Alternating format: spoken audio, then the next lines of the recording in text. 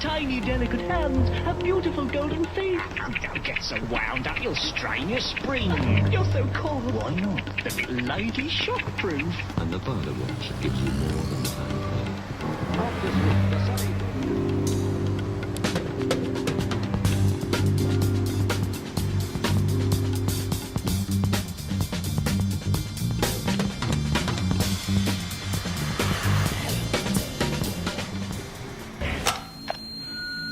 Me one, Teresa De Simone. Pretty, huh? Pretty dead, more like it. Teresa had a good job working as a clerk at the gas company. But she'd recently bought a car and needed to pay it off, so she got a part-time job, working 2 nights a week at a local pub. She'd only been there a month, but she told friends that it had improved her social situation. After her shift had ended at 11, she and a friend decided to go out to the local disco, with the friend taking him in her car, leaving Teresa's car at the back of the pub. They left the club at about 12:30, where her friend drove her back to her car. They talked for a bit in the parking lot, then said goodbye. She witnessed Teresa get into a car about 1:15. It is believed that she was the last person to see Teresa alive.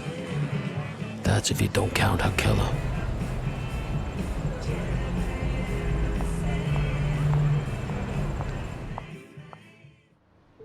It was a few hours later.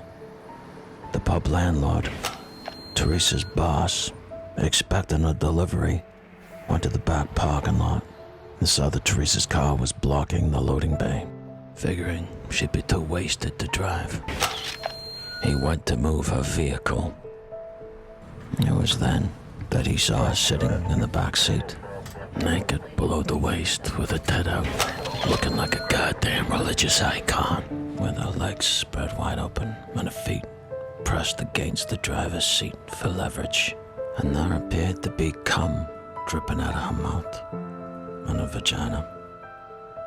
Unsure if she had passed out drunk after a night of a romantic liaison, he opened the door and touched her shoulder.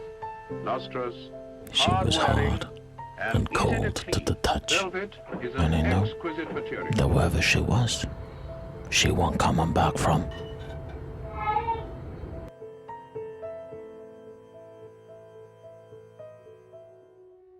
It turns out that a couple of hours earlier, Teresa's mother, concerned that her daughter's bed had been unslept in, sent out Teresa's stepfather to the pub to see what had happened. He noticed her car was parked there, and they figured that she'd stayed with a friend, or she'd hooked up with someone. When the pub landlord went to the police, he didn't have far to go because the station was right across the street. The pathologist arrived at the scene of the crime at exactly 11:45 and determined, based on the presence of a white frothy mucus in the victim's mouth, that the cause of death was a long, slow strangulation, possibly for the perpetrator's own sexual pleasure, bringing the victim back to life several times. There were also several abrasions and bruising on the neck, believed to be from the victim's crucifix that was missing. There were also signs of anal sex, but they could not say for sure if it had happened at an earlier date or not, although there was a sufficient enough amount of semen to conclude a high probability that it happened during her attack. Detectives were able to conclude that Teresa was set upon most likely in less than a minute after her friend Jenny had said goodbye, and that her killer had most likely been sitting and waiting in the front seat or the back seat of her car. They'd concluded that earlier she must have left the passenger door unlocked, an error that most likely cost her her life. Investigators were able to establish that the semen was produced by a male with the blood type of A or AB. Further swabs taken from De Simone's mouth were inconclusive.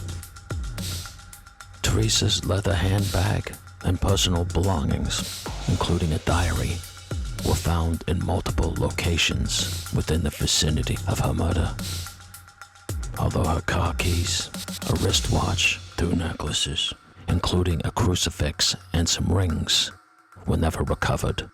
It was due to the fact that forensics believed that one of those necklaces, or the crucifix, had been used to strangle her. That behind closed doors, fish and chip eating cops were now calling their suspect the crucifix killer. In the 12 months after the murder, police interviewed 30,000 people and took 2,500 statements, tracing 500 people who were in the area the night of the murder. At one point, the police had narrowed down to a possible 300 men who could have possibly committed the murder. And although her personal possessions were stolen, her robbery was ruled out, and they believed that it was a red herring to throw the investigators off, who believed the crime was motivated solely on pure lust, taken without asking, the basest coin there is.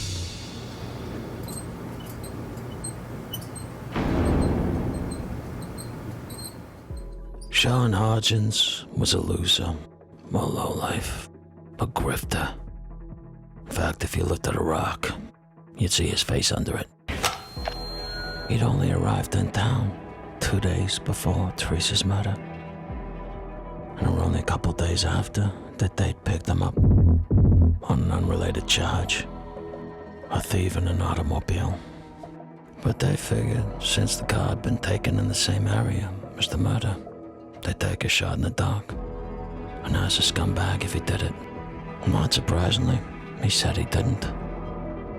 But surprisingly, he said he knew who did it, and maybe if they could cut him a deal, he'd turn rat. Well, just for a night. When the cops checked out his tip, it turned out the blood didn't match. But surprisingly, bingo, his did. And when they questioned him further, although he had numerous convictions, including a charge of unlawful sex, his statements were inconsistent, so cops had to cut him loose. But it was a few months later, while out on parole, he got picked up for a minor infraction and got thrown in jail for 3 years. While in there, he spoke to a priest, and he confessed that he'd been having nightmares about seeing the face of a woman that he'd killed. A tight little number, a barmaid in Southampton. And being it was the anniversary of her death, she kept showing up in his dreams. I hate when that happens.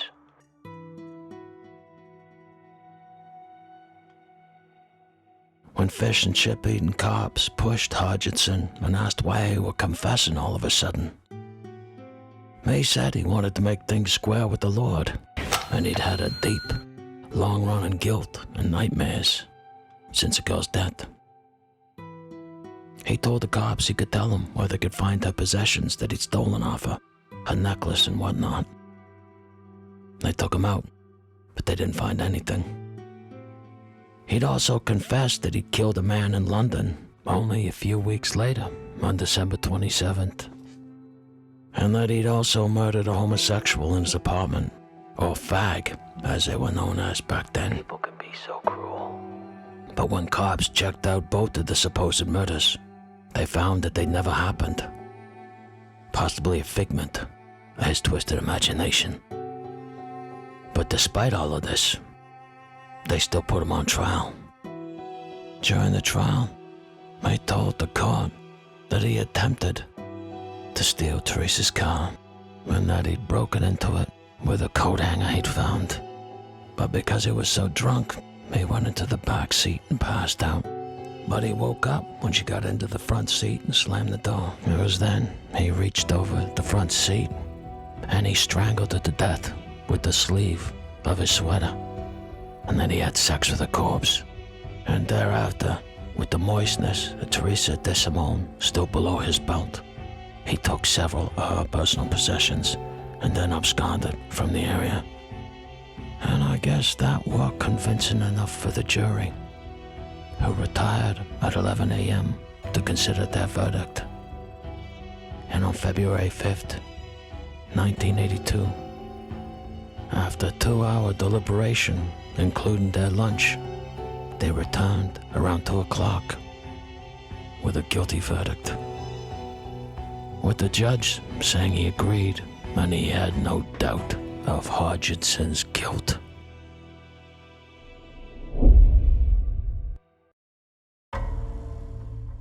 But for many, including individuals in the police force and the prosecuting team, there were too many inconsistencies in Sean Hodgson's original confession and subsequent trial to make him the killer. And when he came forward 5 years later and said he hadn't done it, it would be negligent for the investigators to ignore it.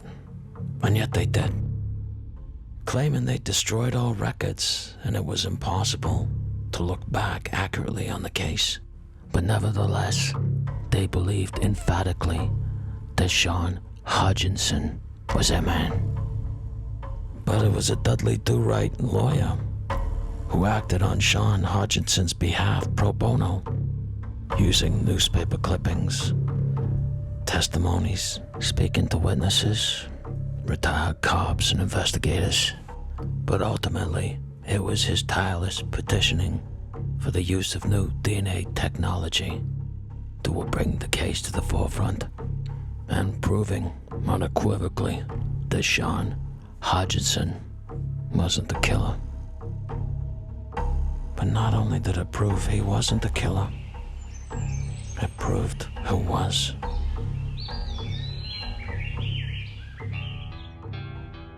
"17-year-old David Lacey was a loser whose modeling career hadn't worked out. He'd spent a significant amount of his life in care in juvenile homes, and he was considered to have an aggressive temper. Apparently, one of his control techniques were raping the younger boys. Interviewed guards said that he'd had enough shit on his dick where he should have got a career in sanitation. And by the time he was 18, his convictions were in the double digits. But in 1988, after being released from jail, he went back to the home that he was born in. And I guess he wanted to make things straight with the Lord. Gave away all his possessions, told friends and family how much his past had haunted him. So he went back to his lodgings, and he took a switchblade to his wrist, a handful of pills, and then he tied a plastic bag around his head, and he went to the good Lord. Or at least that had been what he was hoping for. And all of this on the anniversary of Teresa De Simone's murder. A murder that, shockingly, he had admitted to police only 2 months after Hodgson's conviction. He told the police the whole thing. He'd been in the parking lot. He'd asked Teresa the time, and when she rolled down her window, he forced his way in the car, strangled her with the seatbelt, dragged her into the back seat, fucked her in the ass, the pussy, then came in her mouth. You know the score. But because the police already believed that they had their man, and Lacey had got the wrong make of car and couldn't describe what Teresa was wearing, they thought it were a hoax, and they cut him loose. What was done in relation to him at the time? Initial analysis and inquiries have been undertaken in order to examine the confessions and the process around them so far as is currently possible. The following actions appear to have been undertaken. Examination of the confession tendered by David Lace was considered to reveal numerous and perhaps significant inconsistencies with known facts. Inconsistencies included incorrect description of the car, the number of doors, Teresa's clothing and description of jewellery. Our own analysis reveals that there are both inconsistencies and consistencies. He was taken to a location where he stated he had concealed items of property from the victim. It appears that no such items were located, although the extent of the search is unclear. Also, research appears to have been undertaken to establish that he did in fact steal items from his lodgings and that he was subsequently arrested for this, and that was confirmed. It appears that a decision was subsequently taken in respect of all these matters, coupled with his personal profile, which led to him being discounted from further consideration. There is no indication that David Lacey's confessions were referred for consideration beyond this decision. And despite the cops' usual double talk and bullshit and evading any responsibility for their fuck-ups, when they dug up Lacey and put him under a microscope, well, that told the whole story, and cops had to return to the table. It is therefore confirmed that the DNA profile of the suspect, David Lace, is a complete match with the DNA profile from the original crime scene. A match probability of 1 in 1 billion has been given, which basically means that the chances of obtaining a similar match from a person selected at random is of the order of 1 in 1 billion. And yeah, sure, they released Hutchinson 30 years later. They even give him $1 million for his trouble, but he would never live to spend it. In one of the UK's greatest miscarriages of justice. Yeah, sure, he wasn't no Bible salesman, but he still deserved better than that. And as for Teresa, did a killer taking his own life really make things better? Whoever done it, it doesn't change. I mean, it's done. We are the ones that are hurt. They'll never bring her back, will they? So, it's part of our life stopped when she went. You know, it's... A study shows that most people who suffer miscarriages of justice end up recluses. Their marriages fail.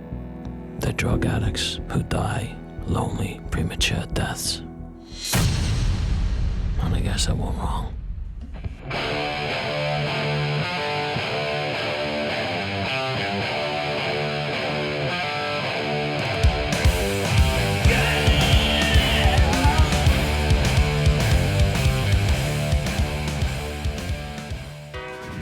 Legion forever!